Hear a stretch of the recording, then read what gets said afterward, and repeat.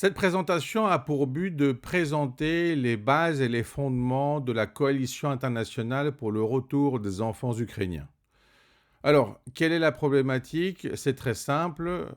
Nous savons que la Russie, avec l'invasion en Ukraine, a commis des crimes contre l'humanité et même des crimes de guerre.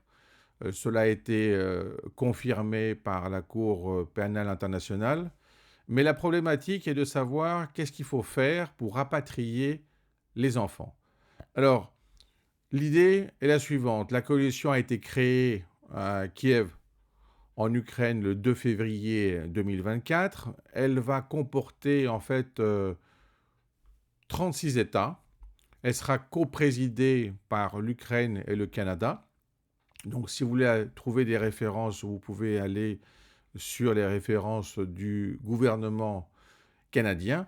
Et elle va organiser, si vous voulez, cette plateforme de manière à lutter contre la déportation illégale et le transfert forcé des enfants ukrainiens par la Russie. Alors, l'idée, c'est quoi? C'est qu'au départ, il s'agit d'un crime de guerre. Alors, la définition d'un crime de guerre, en l'occurrence, il s'agit d'une déportation illégale de population et de transfert illégal de population des zones occupées. En l'occurrence, il s'agit évidemment des enfants.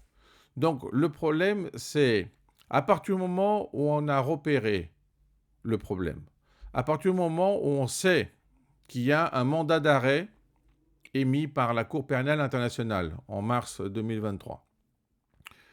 Que pouvons-nous faire pour aider ces enfants à retrouver leur patrie, à retrouver leur famille? Donc l'idée, elle est sur 4 points. C'est la coordination des efforts conjoints.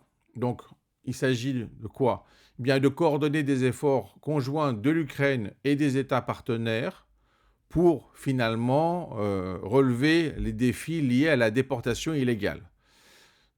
Il faut, dans un deuxième point, avoir un partage de l'information, c'est-à-dire avoir des échanges d'informations, retrouver ces personnes, comprendre comment les soutenir à partir du moment où elles sont repérées, comment les faire revenir et dans tous les cas, collaborer de manière à avoir des informations par l'ensemble des 36 pays.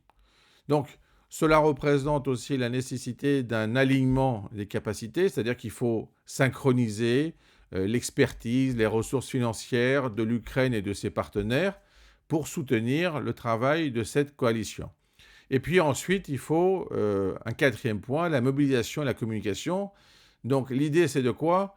Eh bien, c'est de faire progresser les efforts, obtenir la libération des enfants par le biais des réunions de sensibilisation, des forums internationaux, en tout cas par la mise en place d'une plateforme, d'un réseau qui permet de parler de ce problème qui est vraiment vital, non seulement pour l'Ukraine, parce que c'est toujours la même chose, n'importe quel pays qui est victime de cette situation comprend bien quel est l'intérêt pour celui qui commet ce crime. Donc, ces pays, ces 36 pays, se sont mis d'accord pour collaborer, pour que cette coalition ait un sens, pour qu'elle soit effective, pour qu'elle soit efficace et pour permettre le retour de ces enfants, parce qu'il ne faut pas l'oublier, pour l'instant, nous n'avons retrouvé que 400 personnes, alors qu'il s'agit de milliers de victimes.